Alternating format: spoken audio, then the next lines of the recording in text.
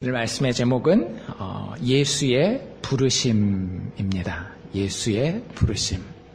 사실은 우리가 잘 알고 있는 그런 본문이실 텐데요. 아까 우리가 본문도 읽었지만 예수님이 이렇게 제자들을 부르는 이야기는 마태복음, 마가복음, 누가복음에 다 기록이 되어 있습니다. 순서는 조금 다른데요. 마태복음과 마가복음은 제자를 부르는 이야기가 우리 지난주에 베드로의 장모를 고치는 장면 나왔잖아요.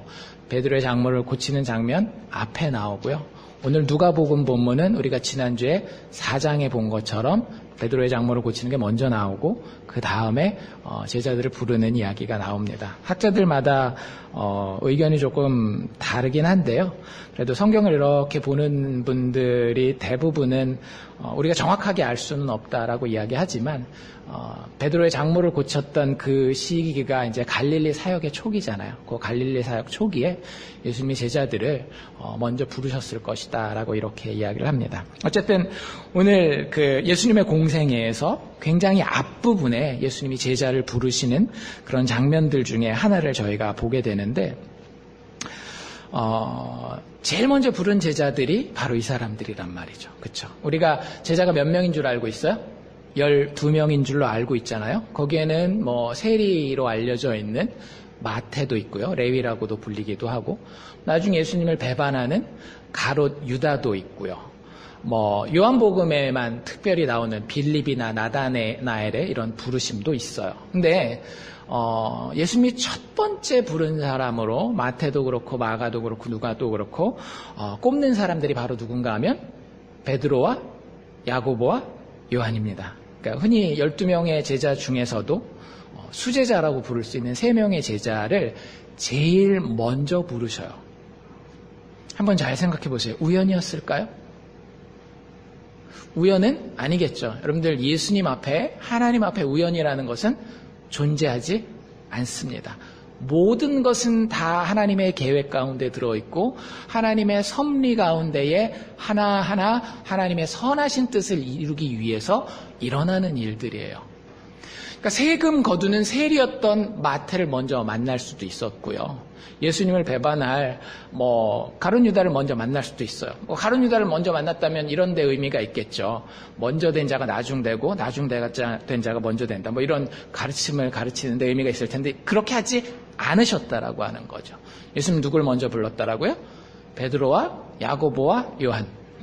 그 앞에 마가나 그 마태복음에 보면 안드레까지 같이 포함이 됩니다. 지금 물고기 잡는 그런 장면이 나오기 때문에. 예수님이 어부를 제일 처음 부르는 제자로 정하셨다라는 데에는 의미가 있다라고 하는 거예요. 그래서 우리가 그런 것들도 오늘 한번 살펴보면서 예수님의 부르심 앞에 참 제자가 된다라고 하는 것은 어떤 모습인지 우리가 한번 살펴볼 수 있기를 원합니다. 우리가 이미 예수님의 참 제자일 수도 있고요. 아니면 아직은 참 제자가 아닐 수도 있어요. 근데 좀 객관적으로 말씀이라고 하는 기준을 통해서 내가 과거에 어떠했다, 과거에 이건 별로 안 중요하잖아요. 그렇죠? 내가 지금 하나님 앞에 참 제자로 서 있는 존재인지를 오늘 이 그림을 통해서 우리가 우리 스스로를 살펴보면 좋겠습니다. 단 여기서 주의해야 될 거는요. 참 제자라고 얘기했을 때 많은 분들이 되게 부담감을 가져요. 난 이것도 부족하고 저것도 부족하고 해서 참 제자라고 얘기할 때 이걸 오해해서 완벽한 제자로 이해하시는 분이 있어요. 그건 아니에요. 여러분들 참 제자는 어떤 제자인가 하면은요. 넘어져도 다시 일어나는 제자예요. 베드로가 지금 부름받아서 참 제자가 되잖아요. 나중에 어떻게 돼요? 예수님을 몇 번이나? 3번이나 부인하고 또 예수님 앞에서 무슨 소리까지 들어요? 사단아 물러가라. 마귀 소리까지 듣는단 말이죠. 그래서 제가 또 성경이 이야기하는 참 제자는요. 진짜 완벽한 도덕적으로도 하나도 흠이 없고 종교적인 모든 예식에 있어서도 한 번의 실수도 없는 그런 사람을 이야기하는 게 아니에요. 제가 다시 말씀드리지만 예수의 제자 된다라고 하는 것은요. 그리스도인 된다라고 하는 것. 이거는 또 착각하지 마십시오. 여러분들 교회 다니는 사람들 중에 어떤 사람들은 제자가 되고 어떤 사람들은 그냥 평신도가 되고 이런 거 없어요.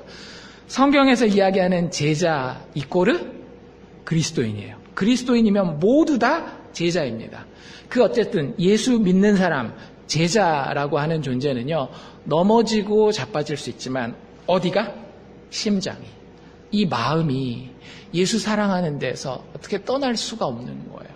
여러분들 베드로 오늘 이야기 보면 참 첫 시작은 참 좋거든요. 근데 나중에 생각해 보면 베드로가 예수님을 3번이나 배반했을 때에 사실 얼마나 창피한 일이에요. 여러분들 친구한테 진짜 창피할 만한 일이 있어요. 여러분들이 사실을 알려줬는데 그게 사실이 아니었어요. 그래서 그 사람이 큰 손해를 봤어요. 그 사람 얼굴 보기 어떻겠어요?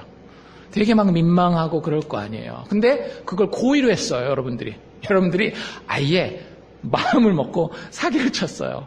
그래서 그 사람이 되게 힘들었는데 그 사람 그걸 알아요. 나중에 그 사람 얼굴 다시 보고 싶지 않잖아요. 내 입장에서도.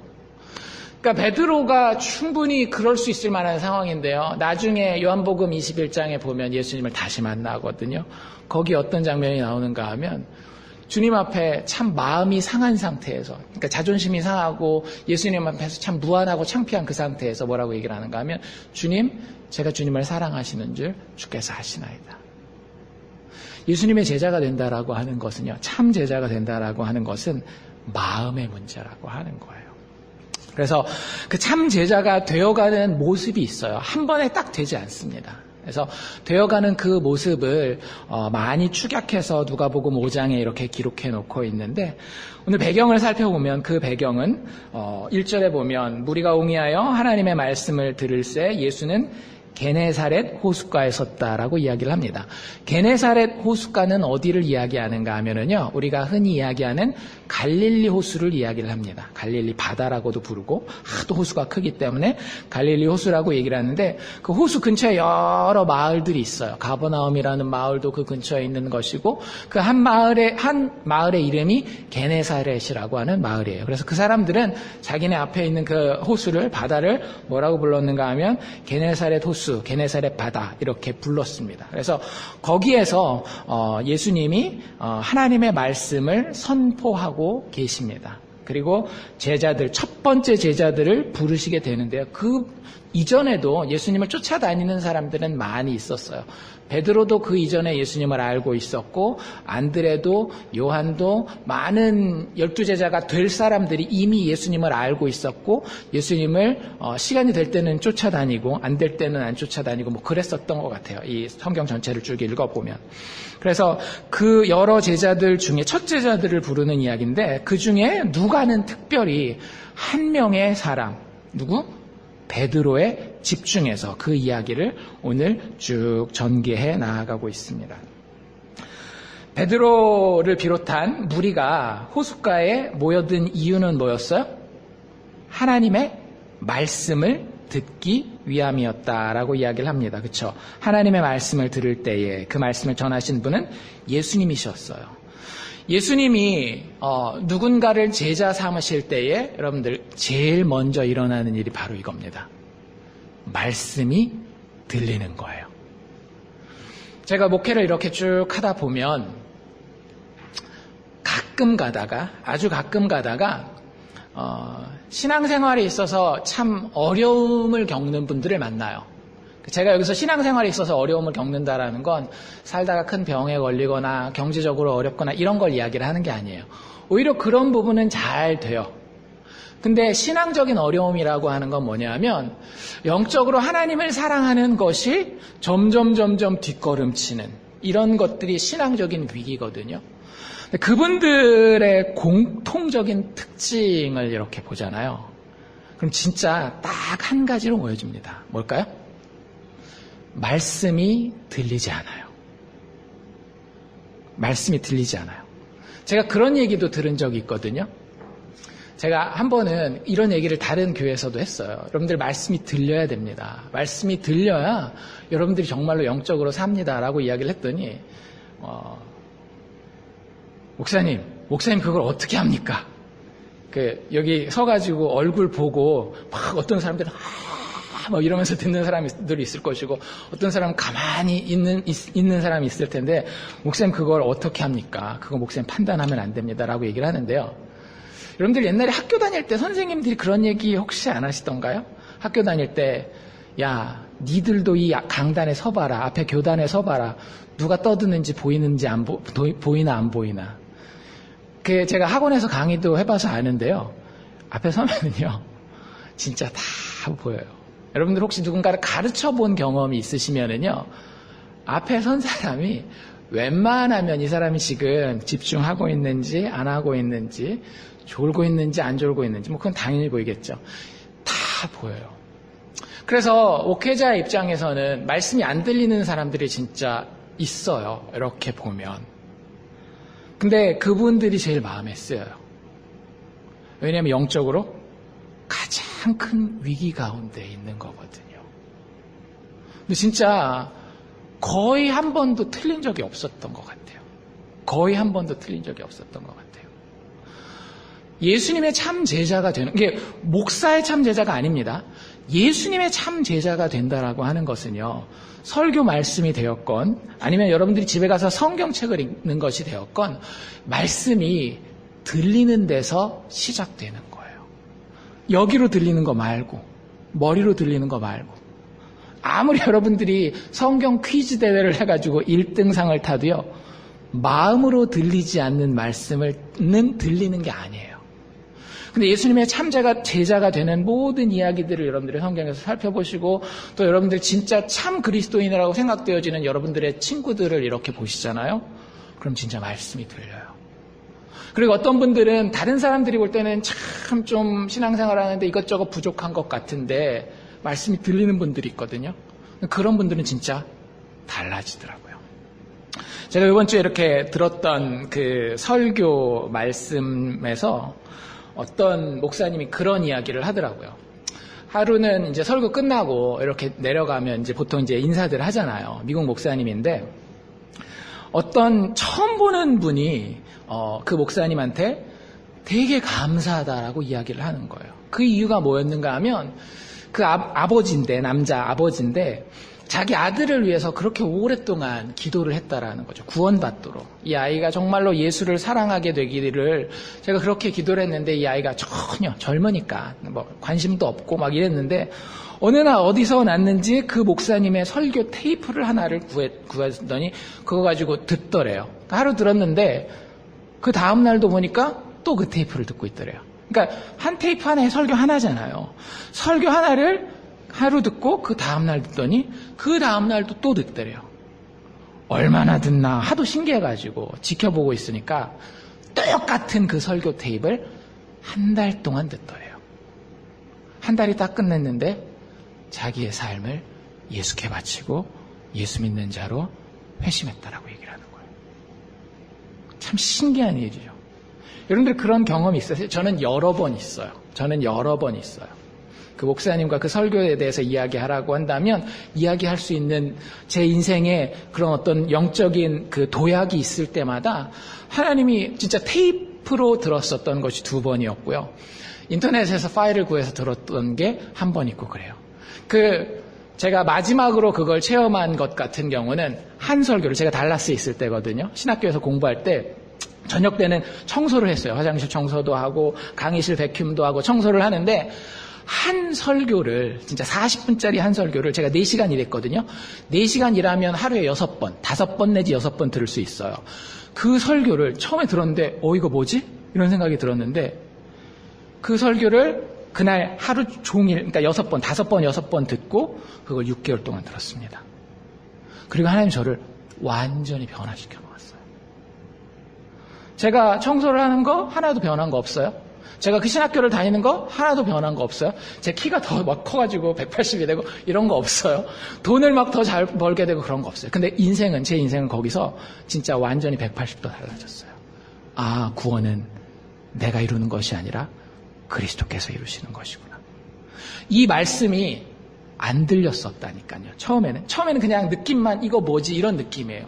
근데 저만 이런 경험을 한 게 아니라 최근에 어떤 목사님이랑도 이야기를 하는데 그 목사님도 그런 얘기를 하더라고요. 한 1, 2년 전에 본인이 어떤 세미나에 참석을 했는데 거기서 그런 얘기를 하시더래요. 우리가 목사들이지만 정말로 구원은 하나님께만 있습니다. 아무것도 하지 않는 자의 즐거움에 대해서. 여러분들 그 로마서에 가면 사도 바울이 진짜 그 시편을 인용하면서 인생에서 제일 행복한 사람이 어떤 사람이라 그런가 하면은요, 아무것도 하지 아니하고 하나님 앞에서 그 죄의 가리움을 받은 자가 인생에서 제일 행복한 자라 그래요. 그런 것들을 깨닫게 되는 거예요. 잘 안 들려요. 왜냐하면 우리의 육체는 그런 걸 안 듣게 돼 있거든요. 육체는 뭐가 잘 들려요? 뭘 하면 뭐가 되더라. 그렇잖아요. 요걸 하면 돈을 얼마를 벌더라. 요걸 하면 얼마나 성적이 올라가더라. 이런 것들 배우잖아요. 요렇게 말을 하면 인간관계에서 항상 인기가 있더라. 그러니까 내가 하고 그거에 따른 결과가 잘 들린단 말이에요. 근데 하나님의 말씀은 다르거든요. 예수 그리스도의 십자가에 대한 이야기는 굉장히 다른 거예요. 그래서 처음에 여러분들의 마음 가운데 그 이야기가 들어오려면요, 많은 경우에는 이게 뭐지라는 그런 느낌부터 들어요. 근데 그게 들리기 시작한다라는 거예요.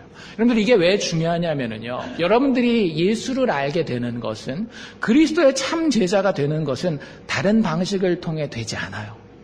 믿음은 뭐를 통해서 난다? 들음을 통해서 난다라 그러잖아요. 그 들음은 하나님의 말씀으로 말미암는다라고 이야기를 해요. 여러분들이 아무리 교회 봉사를 열심히 해도요, 세상에서 아무리 착하게 살아도 그리스도에 대해서 깨달아지지 않습니다. 뭐가 없으면요? 말씀이 없으면. 여러분들이 성경을 읽지 아니하고 설교가 여러분들 귀에 들리지 않잖아요. 그러면 여러분들 예수에 대해서 깨달을 수 있는 은혜의 통로가 막히는 거예요. 우리가 노력해서 어떤 방법론이 있어서 하나님을 알게 되고 예수의 은혜를 깨닫게 되는 건 아니지만, 하나님께서 정해놓으신 은혜의 통로라고 하는 게 있어요. 우리가 흔히 알고 있는 말씀과 기도와 예배, 성찬들입니다. 이런 것들이에요. 근데 그 중에 말씀이, 오늘도 예수님이 그냥 뭐라 그래야 될까, 좀 멋들어지게 연설을 하셨다 그렇게 얘기하지 않잖아요. 방금 우리가 1절 읽은데 보면 하나님의 말씀을 들려주었다라고 얘기를 하고 있단 말이에요. 여러분들 진짜로 성경학자들이 예수님의 말씀, 그 빨간 글씨로 돼 있는 성경책들 있잖아요. 그 말씀을 성경학자들이 깊이 연구한 사람들은 대부분 뭐라고 얘기하는가 하면은요, 예수님이 하신 이야기는 구약 성경의 이야기를 그대로 인용하든지, 아니면 그걸 약간 바꿔서 이야기한다든지, 아니면 구약 성경에 있는 모티프를 이용해서 이야기한다라 그래요. 저도 궁금해서 살펴봤는데 진짜 거의 다예요.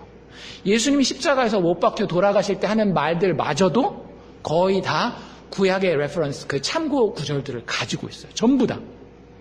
마귀와 얘기할 때도 어때요? 마귀에게 시험 받을 때도 하나님의 말씀으로 다 이야기하시잖아요. 제자들이랑 이야기할 때도 다 마찬가지예요. 우리는 그냥 예수님이 자기가 지어내서 할 것 같지만 그렇지 않더라고요. 그래서 예수님의 참 제자에게는요, 말씀이 절대적으로 필요합니다. 여러분들 말씀을 아셔야 되고요, 말씀을 연구하셔야 돼요. 그냥 교회 설렁설렁 그냥 쫄래쫄래 다니면서 그냥 왔다 갔다 하니까 뭐 서당계 3년이면 풍어를 읊는다는데 교회 몇 년 다니면 좀 늘지 않겠어? 아니에요.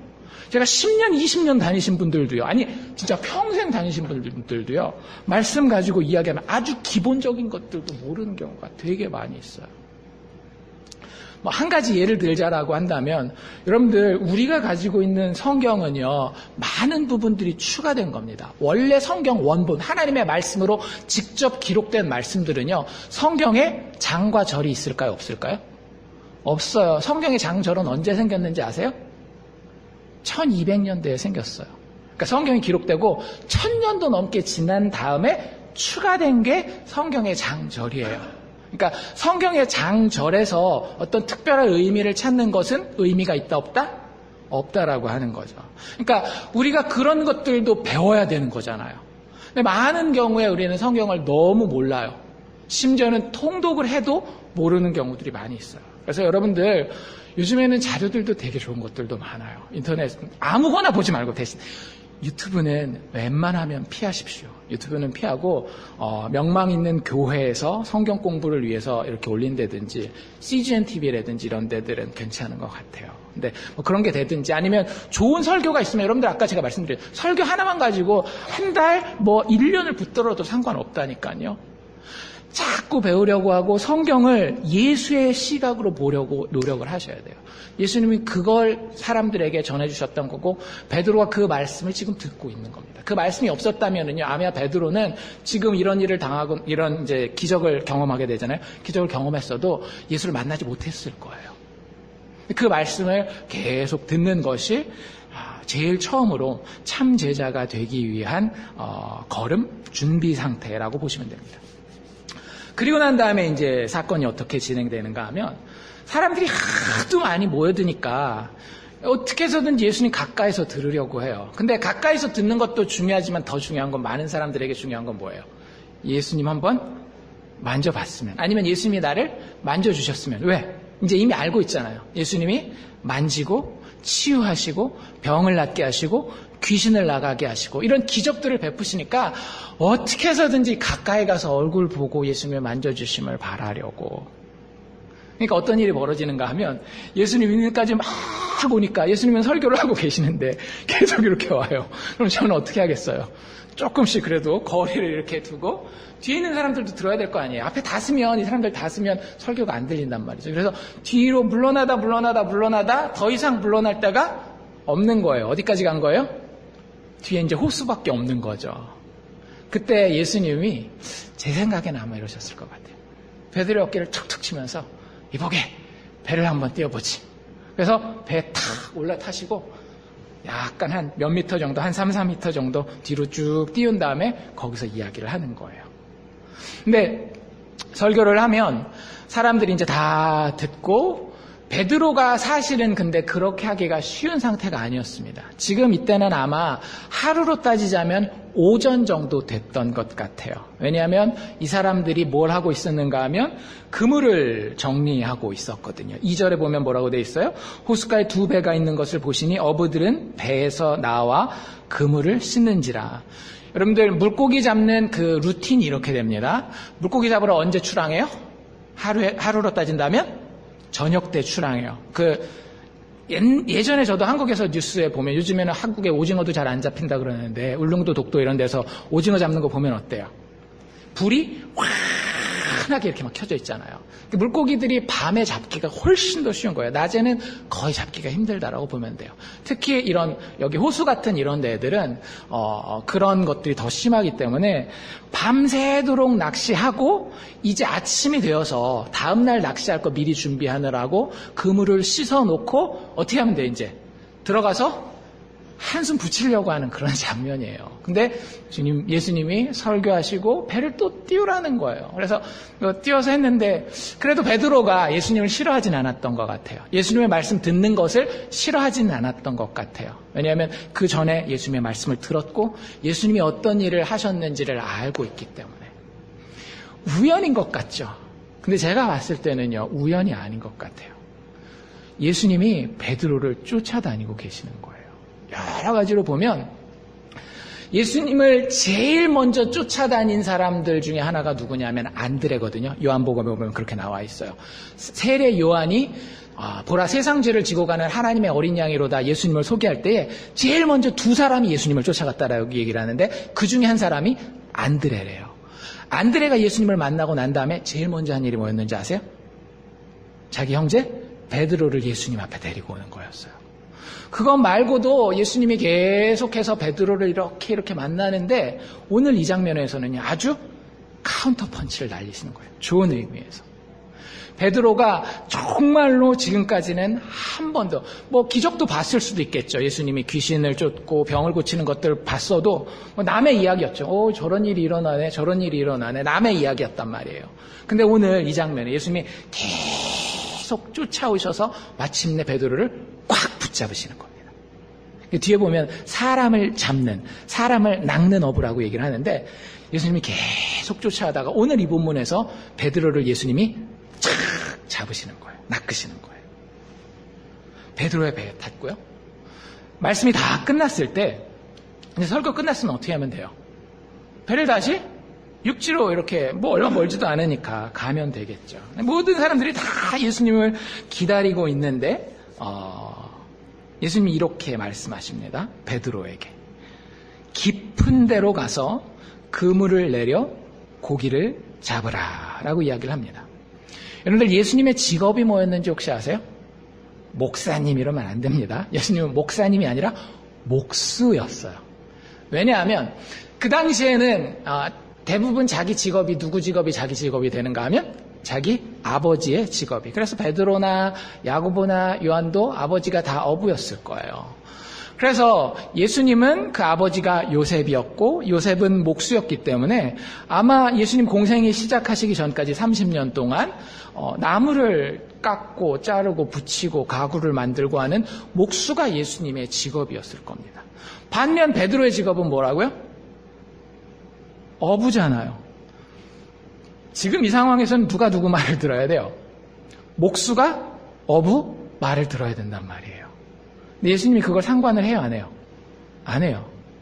예수님 목수지만 어부인 베드로에게 뭐에 대해서 이야기하고 계시는가 하면 물고기 잡는 거에 대해서 이야기를 하셔요. 이게 말이 되는 상황인가요, 아닌가요? 일단 그 명령을 전하는 자가 직업적으로 말이 안 되기도 하지만 제가 아까 말씀드린 것처럼 물고기를 잡는 상식을 따져봤을 때도 이게 말이 안 되는 상황인 거예요. 물고기는 언제 잡는다? 밤에 잡는다라고요. 지금은 언제예요? 대낮이에요. 해가 다 떴단 말이에요. 물고기 잡으러 나가봤자 별로. 그리고 요즘은 깊은 심해에 있는 물고기들도 막 그물 깊이 내려가지고 잡지만 옛날엔 그러지 않았잖아요. 그래서 물고기는 깊은 데서 잡는 게 아니라 어느 정도 깊이가 되는 좀 얕은 데서 물고기를 잡아야 되는 거예요. 그런데 예수님이 어디로 가서 그물을 내리라 그래요? 깊은 데로 가서 물고기를 잡으라. 그물을 내려서 물고기를 잡으라 라고 이야기를 합니다. 베드로가 어떻게 반응하죠? 일개 목수가 자기한테 이렇게 물고기 잡으라고 얘기를 하는데 딱 들어보니까 어때요? 가관이죠. 물고기 잡는 거는 진짜 하나도 모르시는군요. 예수님 설교는 잘하시지만 물고기 잡는 거는 아이고 참 한심하십니다.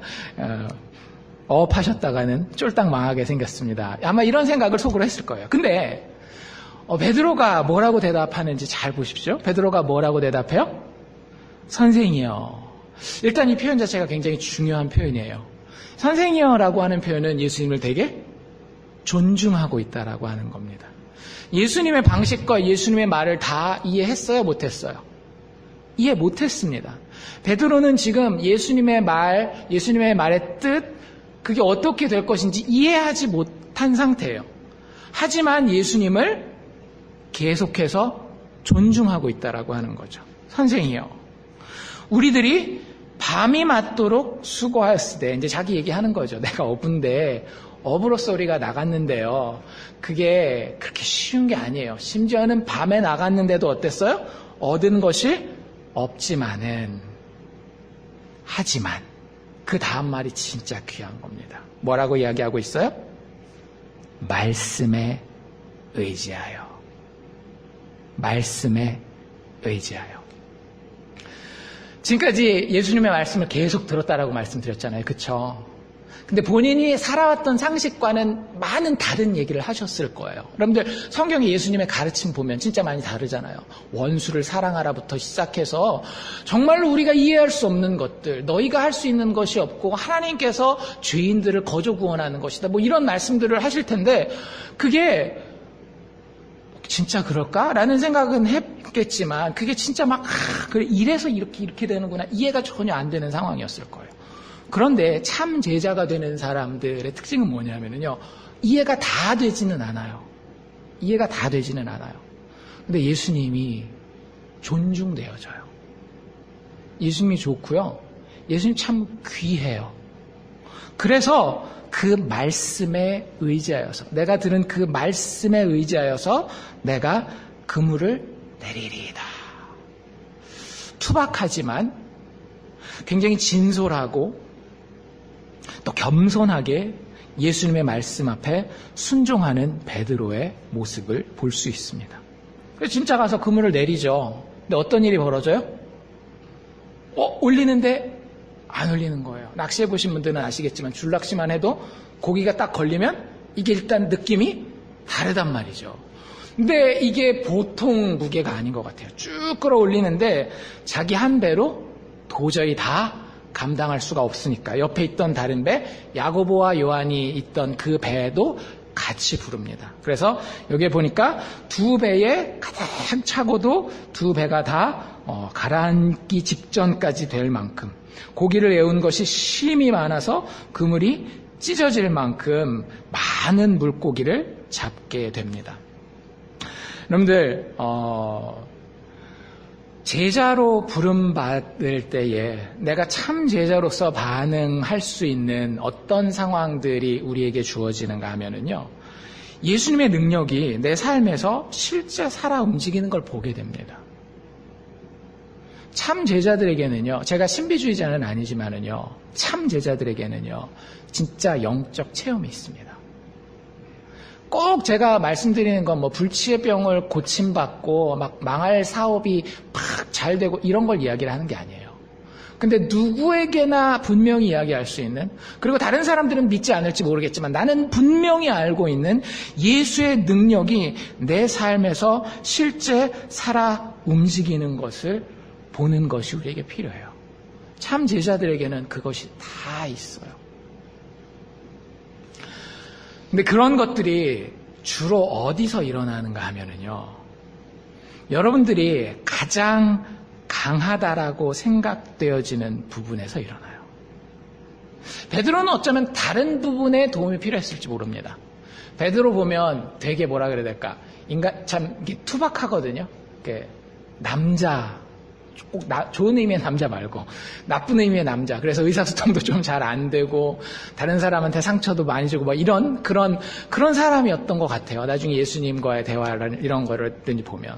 그러면 어떻게 보면 지금 베드로에게 더 필요한 것은 가정에서 아내에게 참 잘하는 그런 어떤 마음이나 말의 기술 뭐 이런 것들, 인간관계 친구들이랑 지낼 때도 참 이렇게 인간관계를 윤활유처럼 잘 풀어주는 이런 게 더 필요할지도 모르죠. 예수님이 그런 부분에 있어서 내 삶에 역사하시는 걸 보면 내가 예수 믿었더니 내가 이게 참 부족하고 연약한 부분에서 예수님이 이렇게 채워주더라, 이런 거를 더 필요로 하는 사람 때였는지도 몰라요.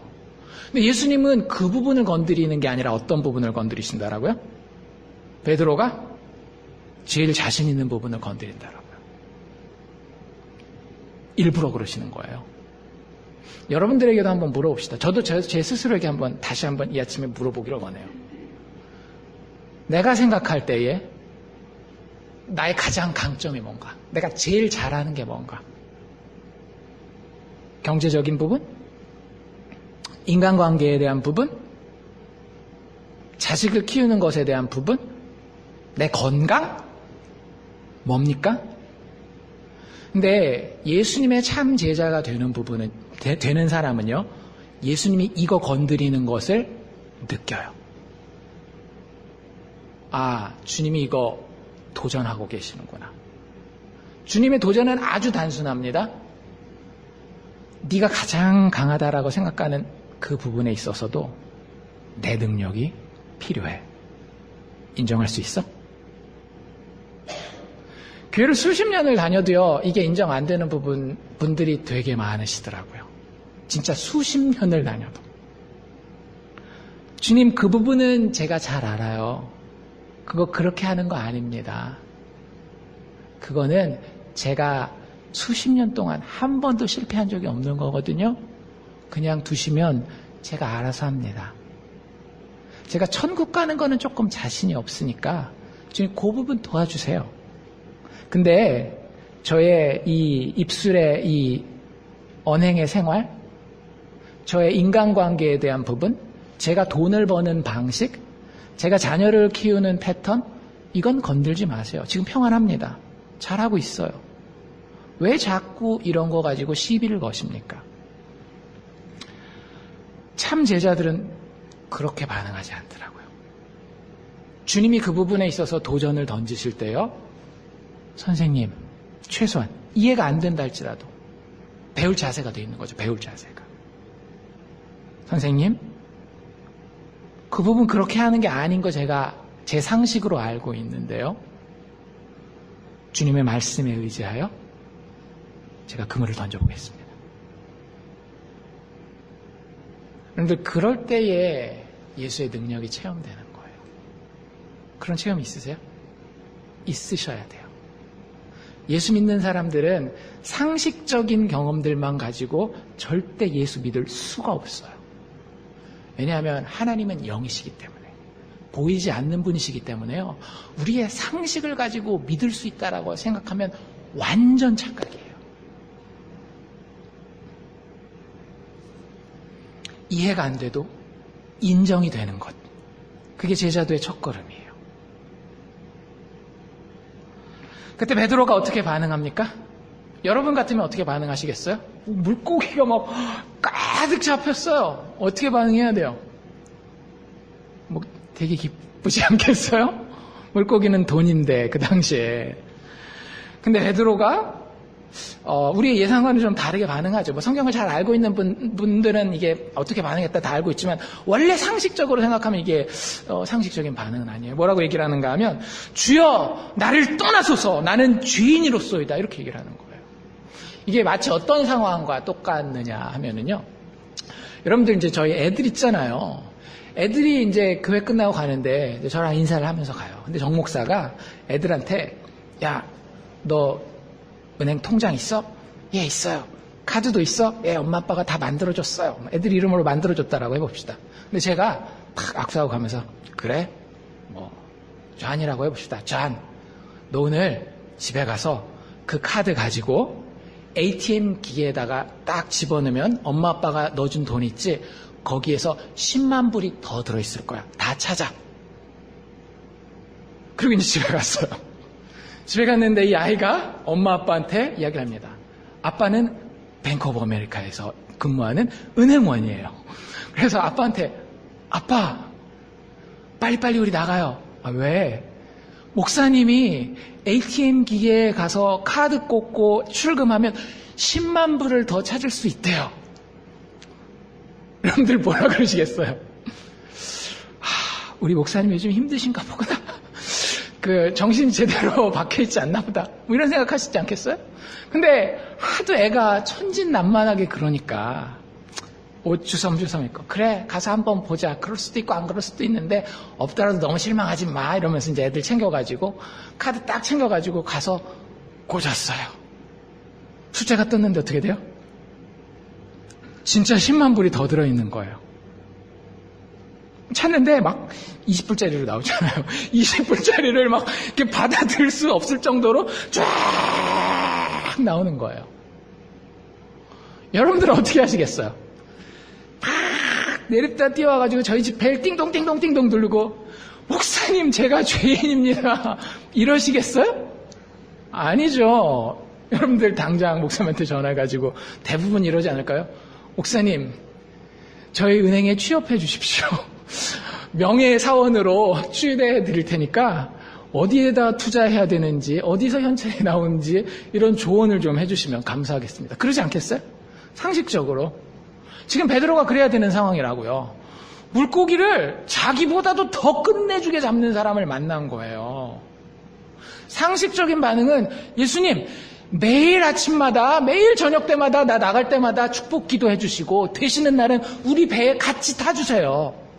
그러면 내가 나가서 물고기 잡을 때마다 대박이 날 겁니다. 아이고 주님, 진짜 이런 일이 어떻게 있을 수가 있습니까? 이게 상식적인 반응이라고요.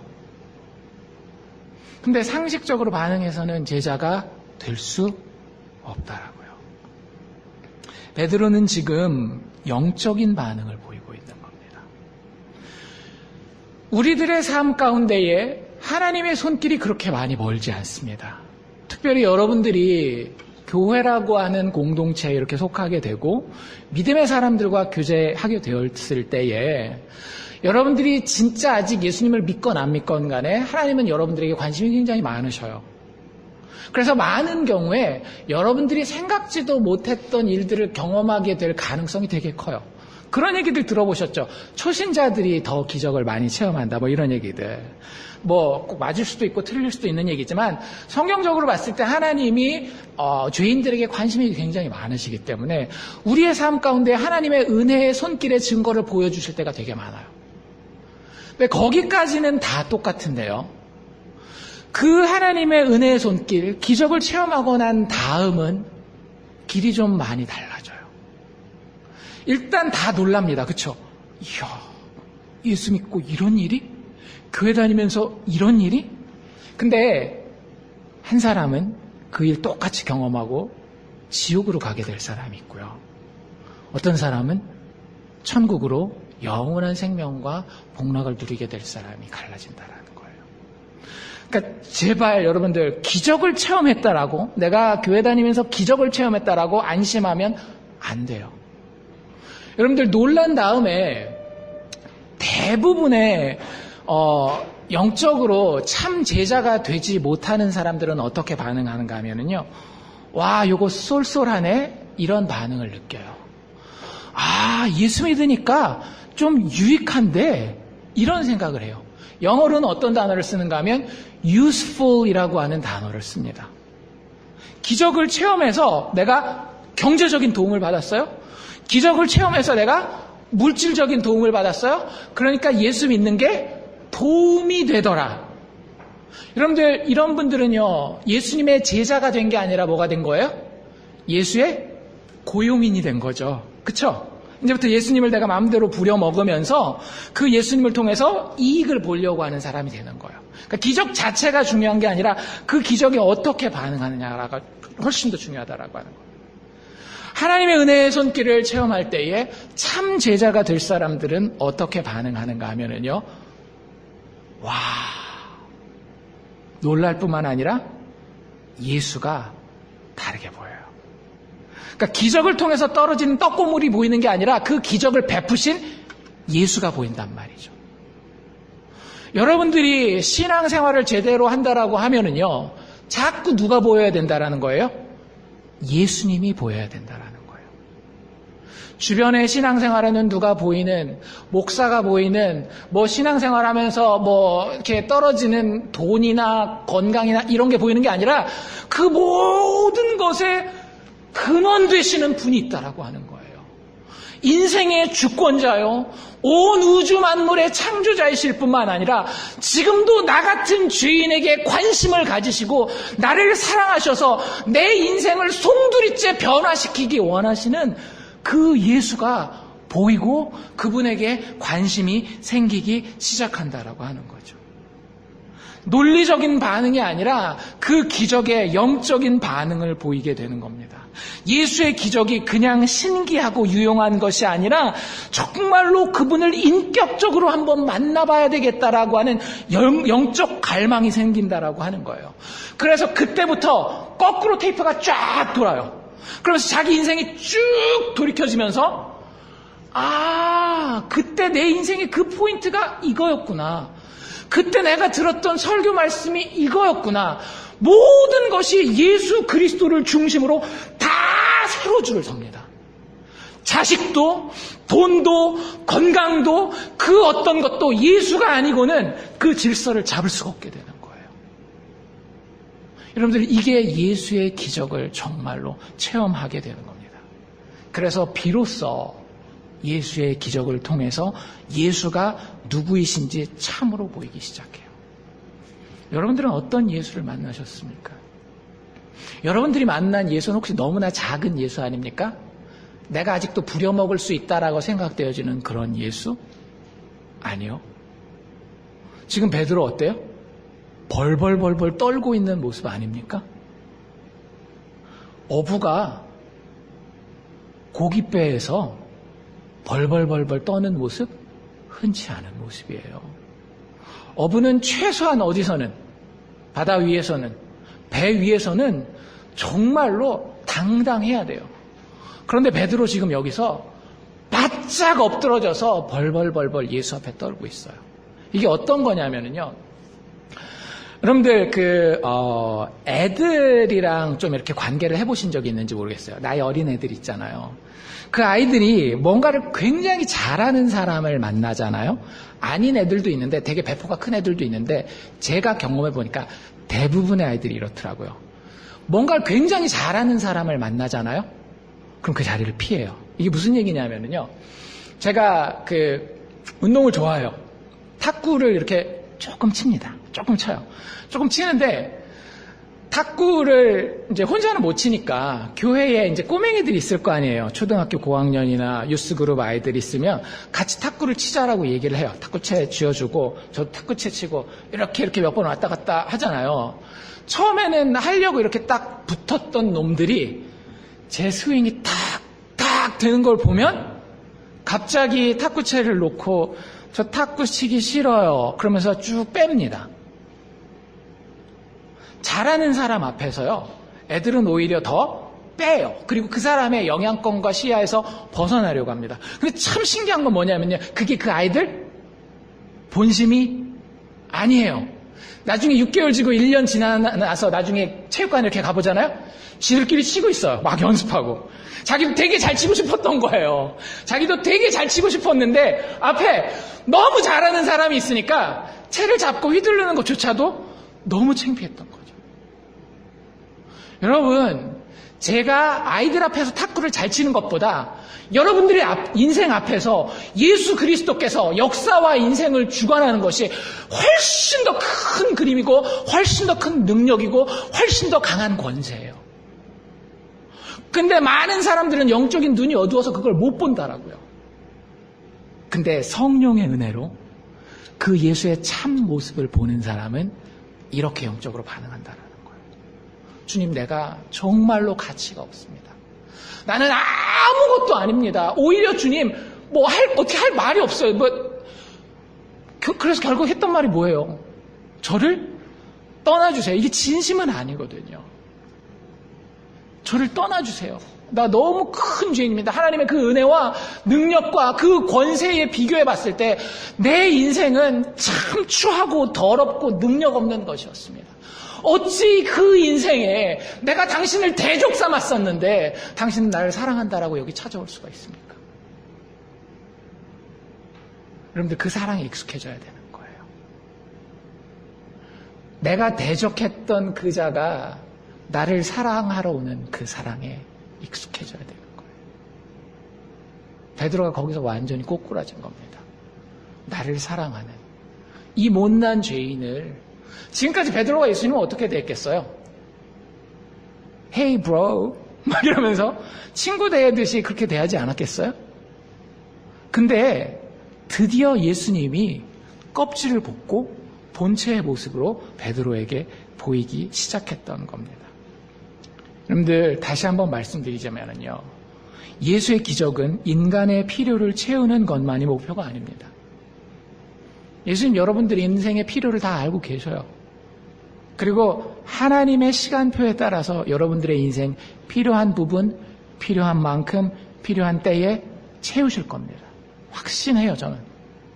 근데 그게 최종 목적이 아니라고 하는 거죠. 예수 그리스도의 은혜의 손길, 하나님의 기적의 최종적인 목적은 뭐냐 하면요, 그 기적을 통해서 참 예수를 만나는 거예요. 참 예수를 만나는 거예요. 그래서 참 제자가 되는 사람은요, 이 영적 깨짐의 자리에 엎드러집니다. 예수 진짜 잘 믿는 사람이 어떤 사람인지 알려드릴까요? 교회 한 번도 안 빠지고 목소리부터 거룩하게 할렐루야 이러면 우리는 속아가지고 저분 되게 거룩하고 신앙 좋은가 보다 그럴지 모르겠는데요, 아니에요. 진짜 예수 잘 믿는 사람은요, 완전히 바싹 깨진 사람이에요.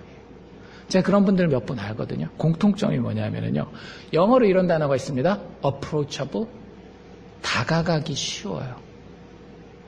분명히 저 사람의 삶이 거룩하고 깨끗한데 다가갈 수 있어요. 왜냐하면 그 사람 바싹 깨졌거든요. 예수 앞에 바싹 엎드러져서 그 사람이 참 겸손하고 온유한 게 믿지 않는 사람들에게도 느껴져요. 여러분들이 스스로를 한번 점검해 보세요. 여러분들 스스로의 삶에 질서가 있어요? 여러분들 스스로의 삶에 규율도 있어요? 그런데 그러면서 동시에 여러분들 삶에는 은혜가 있는, 용서받은 자로서 용서가 무엇인지 알아서 그 용서를 실천하면서 살고 있습니까? 여러분들의 자녀들이 여러분들을 봤을 때 우리 아버지는, 우리 어머니는 용서하시는 아버지, 용서하시는 어머니인가요? 교회는 그렇게 열심히 다니고 있는데 우리 엄마한테 한 번 걸리면 죽어. 혹시 그런 모습은 아닌가요? 여러분들, 예수 앞에 깨진 사람은요, 사람들 앞에서 높아질 수가 없어요. 최선을 다하고 헌신을 다합니다. 하지만 예수가 내 안에 사는데, 그리스도인의 정의가 그거 아닙니까? 예수가 내 안에 사고 내가 예수 안에 사는 게 내 삶의 정체성인데 어떻게 그 예수를 모시고 살면서 다른 사람들 앞에서 교만할 수가 있겠어요? 절대 그럴 수가 없는 거예요. 그 예수를 만나게 되면 마음에 격한 반응이 있게 됩니다. 진짜 그렇구나. 진짜 그렇구나. 그리고 그 사람에게 마지막으로 예수님이 카운터펀치를 진짜 날리세요. 뭐라고 날리시는가 하면, 이제 후로는 내가 사람을 취하리라. 여러분들이 참 제자라면 여러분들이 이 음성을 들으셨습니다. 만약에 여러분들 아직 이 음성을 들어본 경험이 없다라고 한다면 죄송하지만 여러분들은 예수 그리스도의 참 제자가 아니에요. 다시 한번 예수님이 뭐라고 말씀하시는지 여러분들 잘 들어보십시오. 이제 후로는 내가 사람을 취하리라. 이게 무슨 뜻일까요? 이게 무슨 뜻일까요? 제자들에게는 이 음성이 들리는 거예요. 영어로 보면 표현이 되게 재밌어요. 영어로 표현이 뭐냐면, 이전까지는 네가 fisherman이에요. fisherman. 고기 잡는 어부, fisherman.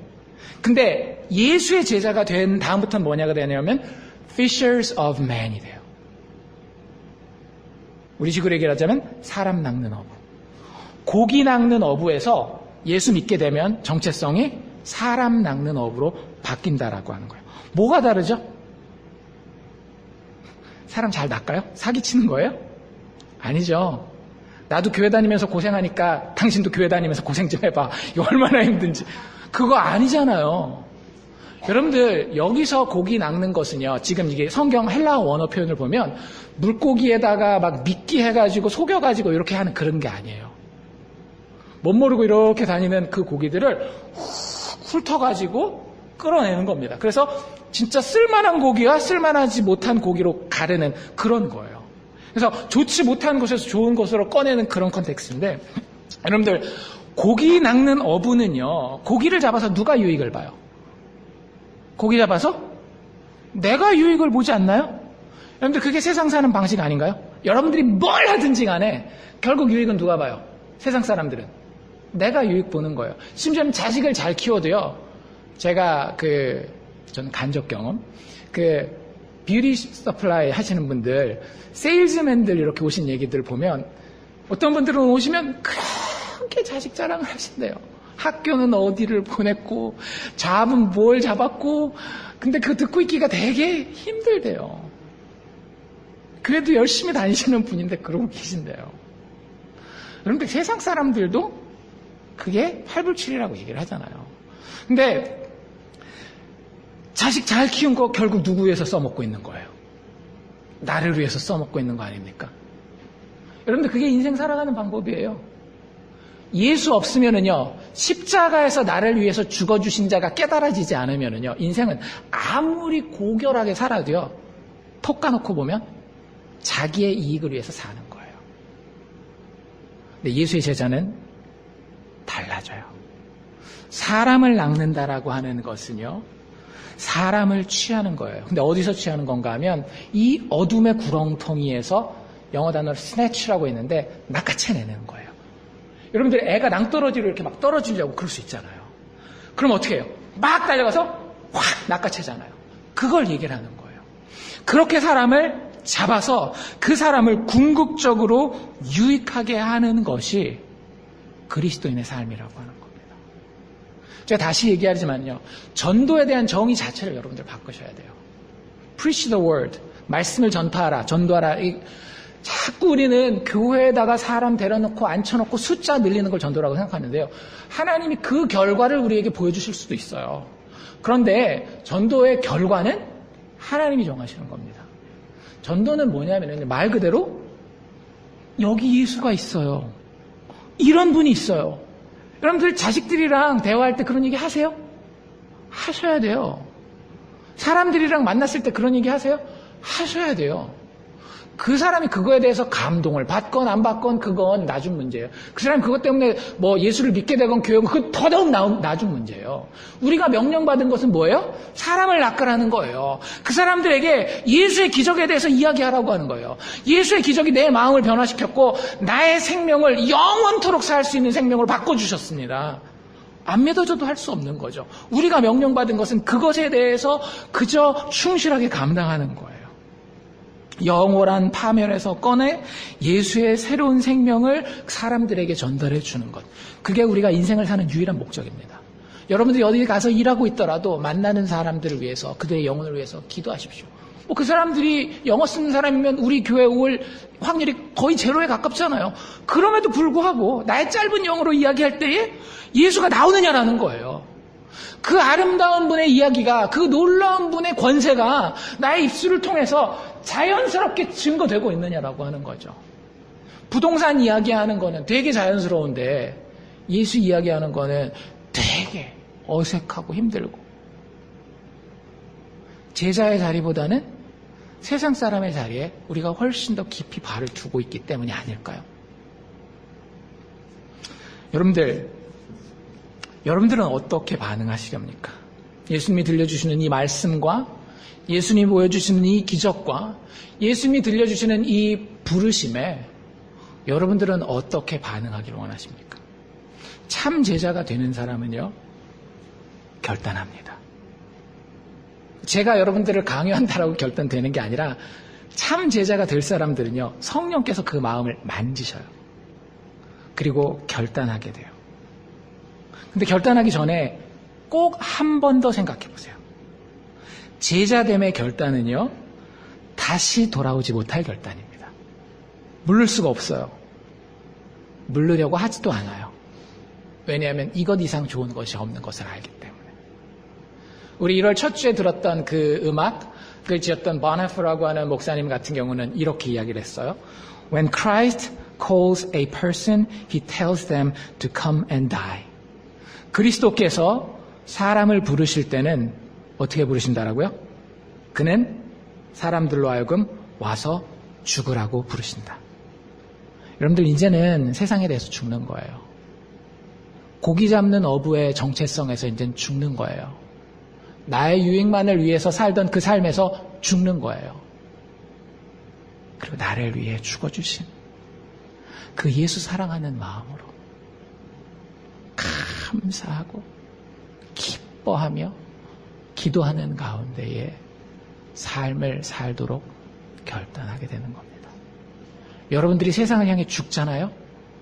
하나님을 향해 살게 되어집니다. 왜요? 예수 그리스도의 십자가가 그것을 보증하였기 때문에. 여러분들 마음이 그래도 될까? 라는 생각이 혹시 들 수도 있어요. 진짜 내가 100% 예수한테 이렇게 다 맡겨도 될까? 예수님이 아실까요? 모를까요? 아셔요. 그래서 제가 아까 빼먹고 읽은 게 있는데 뭘 빼먹고 읽었을까요? 예수님이 베드로한테 이제 후로는 내가 사람을 취하리라 앞에 한마디를 더 하셨어요. 뭐라 그러셨을까요? 두려워 말라. 두려워 말라. 너의 결단의 그 시간에 두려워 말라.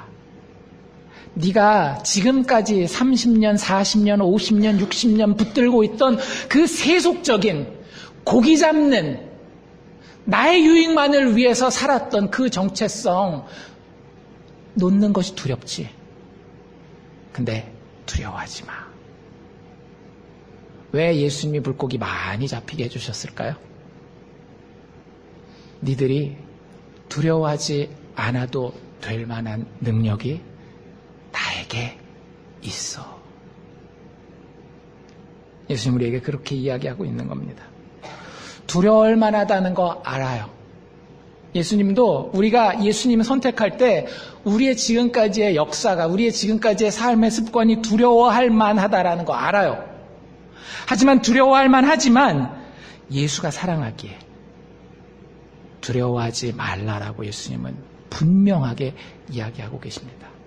잡힌 이 물고기를 우리에게 보여주시면서. 사도 바울은 이렇게 얘기를 합니다. 빌립보서 4장 19절인데요. 나의 하나님이 그리스도 예수 안에서 영광 가운데 그 풍성한 대로 너희 모든 쓸 것을 채우시리라. 아멘. 우리가 제자로 부름받았을 때에 주님의 도전에 네, 제가 여기 있습니다. 주님 따라가겠습니다. 라고 반응하면 주님이 우리의 삶 가운데에 예수 그리스도 안에서 우리의 모든 쓸 것을 풍성히 채우실 줄로 믿습니다. 기도합시다.